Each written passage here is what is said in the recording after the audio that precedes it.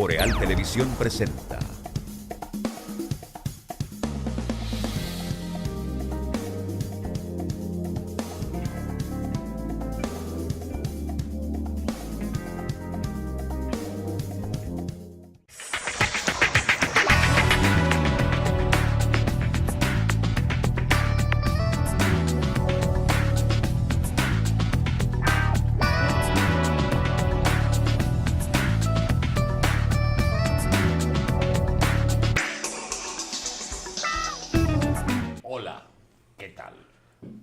¿Quién era que decía eso? No era Bruno Pimentel, sí. Pimentel.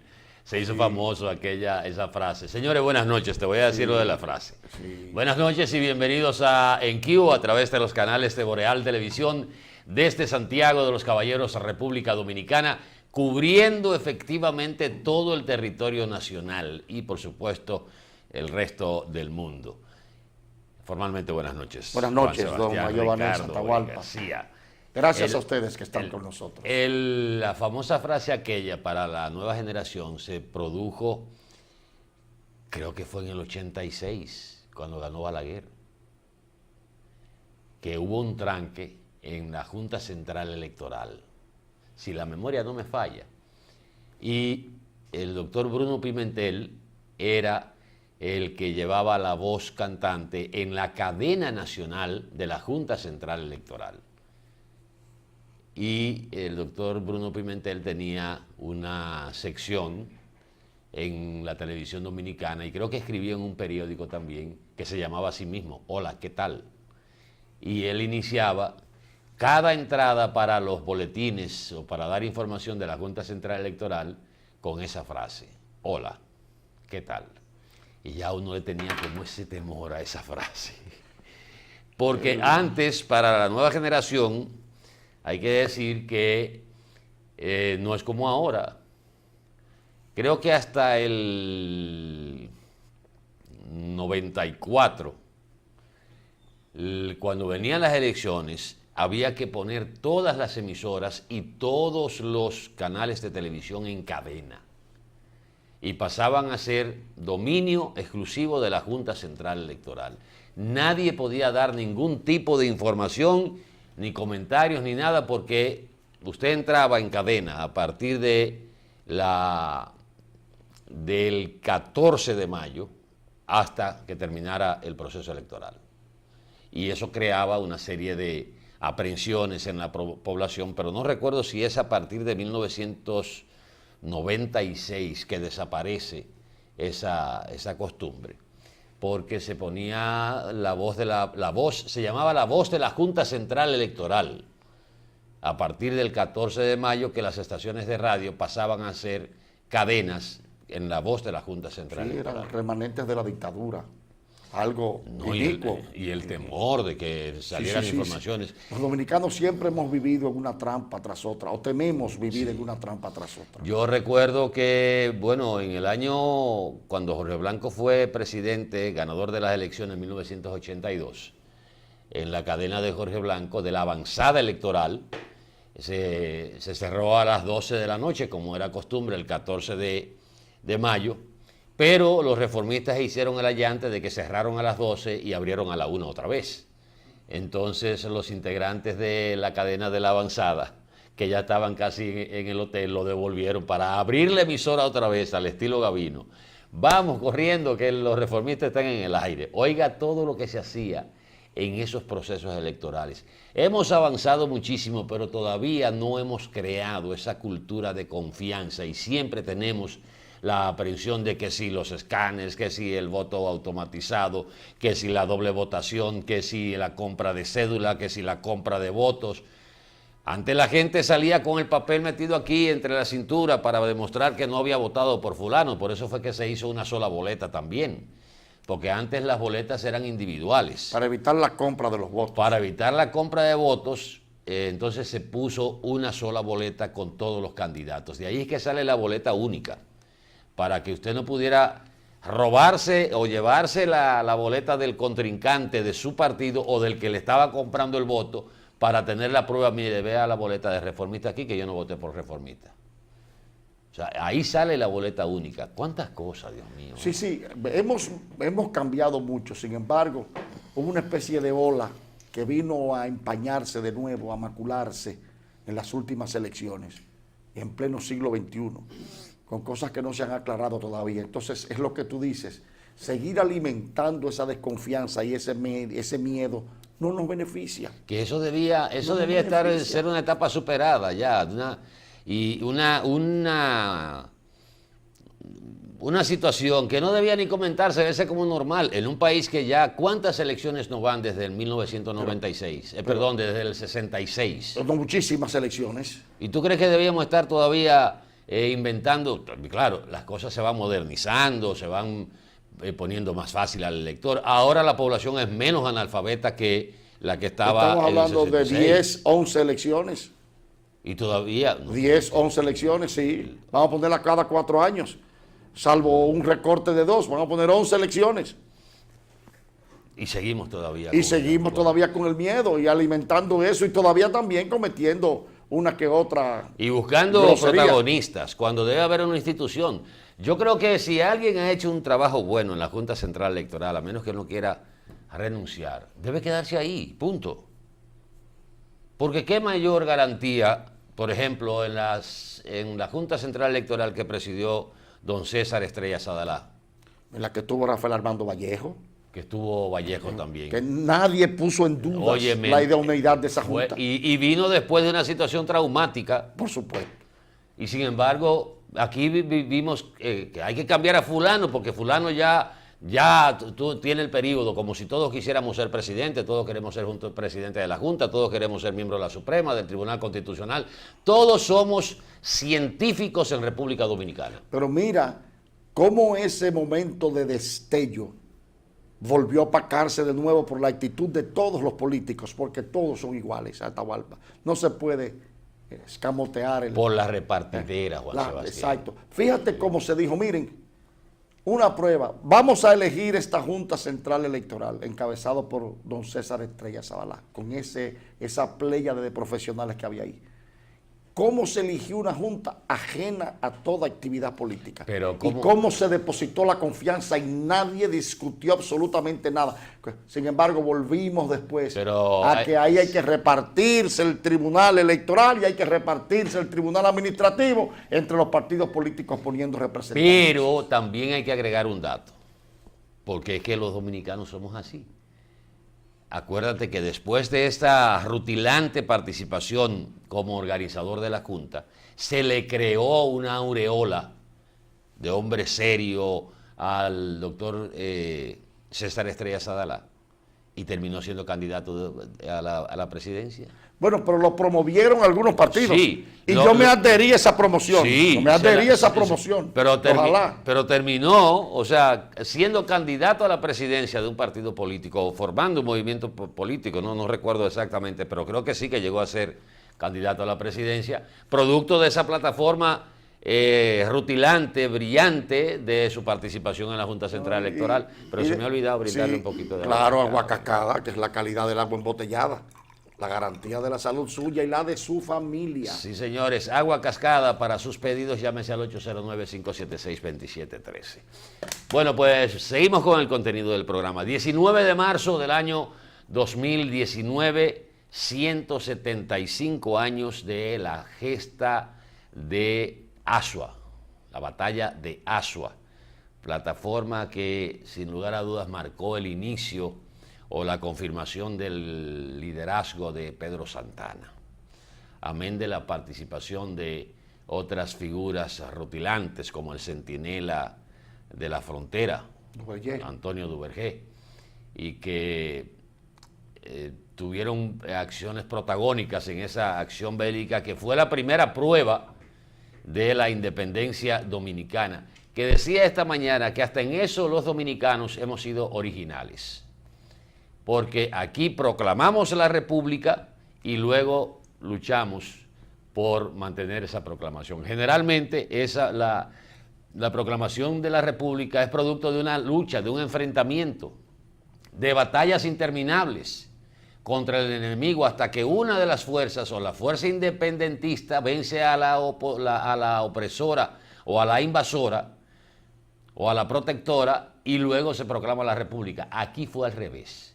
Aquí proclamamos la república el 27 de febrero con un trabucazo en la Puerta de la Misericordia y luego salimos a defender la proclamación de la república.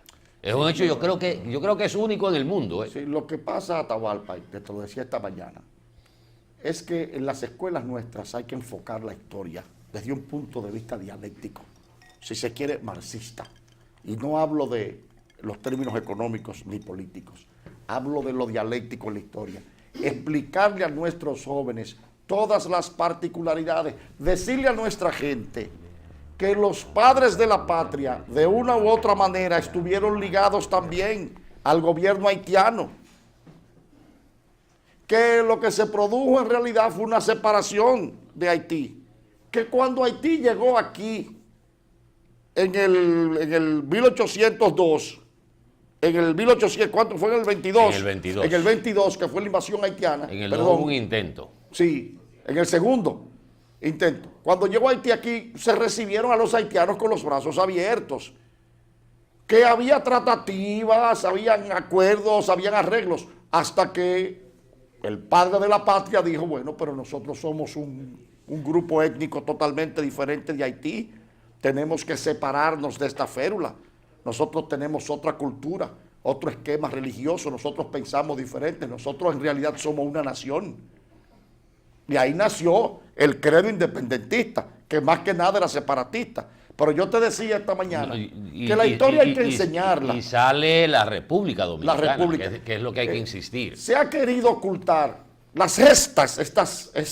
estas epopeyas heroicas, guerreras, estas batallas por la separación, como la del 19 de marzo. Se menciona como una efeméride más.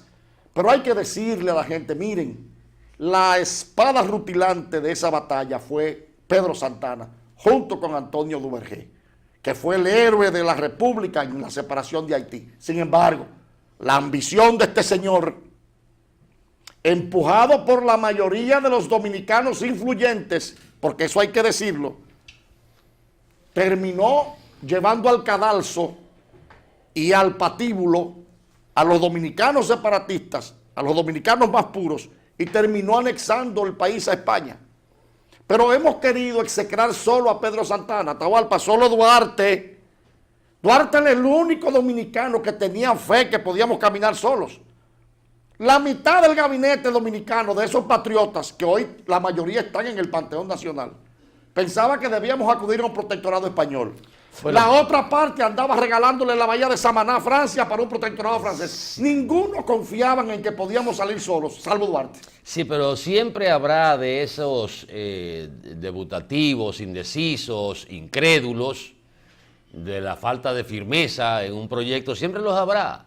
Igual que en las empresas, siempre hay, aparecerán traidores, aparecerán gente que no cree en el proyecto, que se suma pero tiene miedo, y hay otros que sí están decididos. Y eso pasó en la independencia o separación, como tú le llamas. Yo prefiero hablar del nacimiento de la República. Y creo que cuando se habla de que la única espada de Santana tampoco, que pienso que Santana fue el estratega de la batalla del 19 de marzo, y que se atribuye a que Santana, en un acto de no querer reafirmar la posición de Duarte, rechazó un apoyo de Duarte para esa batalla del 19 de marzo de una columna que el general Juan Pablo Duarte iba para Asua a apoyar eso. Y le dijo que no. Recuérdate que Duarte era un idealista. Duarte no tenía experiencia ni capacidad militar. Pero a lo que me refiero es que la historia debe explicarse con sentido dialéctico a nuestros estudiantes, porque eso afianza la fe en la nación. No dedicarlo exclusivamente como una mención de efeméride. Sí. Hay que explicarle. Ese hombre que están ahí terminó llevando al patíbulo a María Trinidad Sánchez porque no quiso revelar dónde estaba su sobrino. Su sobrino, el padre de la patria escondido. Ese hombre que estaba ahí también, sus restos están al lado de la mujer que él fusiló, que fue María Trinidad Sánchez. Exacto, abomino eso, al igual que tú. En el Panteón Nacional, o sea, son de las contradicciones que tenemos los dominicanos. No estoy de acuerdo con eso, pero la historia hay que verla, hay que decir, este hombre, la ambición y el apoyo y la instigación de muchos de los grandes prohombres dominicanos de esa época lo llevó a cometer esos asesinatos y esas atrocidades y a vender de nuevo la patria a España, hasta que vino la gesta libertaria de la Restauración y la espada de Luperón y restauró las cosas como estaban. Pero la historia hay que verla. Mira, fíjate, siempre he dicho, y te decía esta mañana, para concluir esta parte introductoria con relación a la efeméride de la batalla del 19 de marzo. María Trinidad Sánchez y Concepción Bona se conocen en las escuelas porque bordaron la bandera nacional, como si fueran dos simples mujeres caseras bordadoras, dos amas de casa. No, heroínas que llevaban pólvora en las faldas en nuestras luchas independentistas y separatistas. Esas facetas de esas heroínas dominicanas no se conocen. Pero tú viste en estos días, en un noticiero, que hablaron de que Juana Saltitopa había fallecido en la gesta del 1965. Sí, que había participado en la Guerra de Abril. En la Guerra de Abril. Una profesional, que pasó por una universidad. Por una universidad. Probablemente graduada de comunicación, mención periodista. Pero mira, a propósito de eso, nosotros hacíamos una sugerencia a la ADP, a la Asociación Dominicana de Profesores. Siempre hemos abogado porque los sectores que pueden tener incidencia presenten iniciativas. Creo que nosotros tenemos una escasez de esa parte, de presentar iniciativas como aporte al desarrollo de la sociedad dominicana. Y creo que la ADP puede aportar a través de seminarios de formación de profesores, porque hay muchísimas lagunas en los mismos profesores también, para que la historia dominicana se conozca desde un principio en las escuelas. Aquí, lamentablemente, la historia que nos están dando, que le están dando a los muchachos, es historia universal.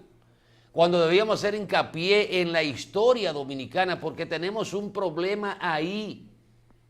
El problema de 1844 quizás hoy es más grave, porque sabíamos cómo luchar contra un ejército invasor dominante, y ahora tenemos una invasión que no encontramos cómo enfrentarla porque es otro tipo de invasión y el peligro es mayor todavía. Eso te iba a decir. Es mayor el peligro y sin embargo la historia dominicana la hemos querido borrar. Y hablamos de hermandad y hablamos, no, es que tenemos que reforzar el conocimiento de nuestros jóvenes para que sepan por qué existimos, de dónde salimos, cómo nacimos. Y por qué nuestra posición y esa amenaza que tenemos al lado. Hoy mismo aparece, señores, la situación en la frontera está controlada, pero dice el senador Elías Piña, es de pronóstico reservado. Cualquier cosa puede pasar. La destitución del primer ministro de Haití por parte del Senado de ese país, del Parlamento de ese país, crea una situación prácticamente de ausencia de gobierno porque aunque encargan al presidente mientras se elige el nuevo primer ministro, el brazo ejecutor, el ejecutivo del sistema de gobierno haitiano es el primer ministro, el presidente es una figura prácticamente protocolar. Y por eso es que cuando el gobierno va mal, no se pide la cabeza del presidente, se pide la cabeza del primer ministro, porque es el ejecutivo. Y ese problema lo tenemos ahí, y hoy más que nunca necesitamos reforzar el patriotismo, reforzar el conocimiento de nuestra historia. Y la ADP puede jugar un papel importantísimo bajo este nuevo liderazgo que tiene. Y bajo esta situación de que hay una especie la fe en la nación dominicana en el 1844 nació contaminada por las luchas intestinas de los dominicanos, que han seguido hasta el día de hoy Atahualpa. Bueno, tenemos el siglo XIX fue una lucha tras otra. El siglo XX lo mismo, hasta que vino la dictadura de Trujillo, que también salió de nuestras habituales luchas intestinas. Los dominicanos no nos hemos puesto nunca de acuerdo para orientar este país hacia un... Todavía, como que eso está en el instinto nacional. Bueno, tenemos que ir a publicidad, venimos en un momentito, nos fuimos... Bastante lejitos. Sí, con esta introducción del programa. Oye eso.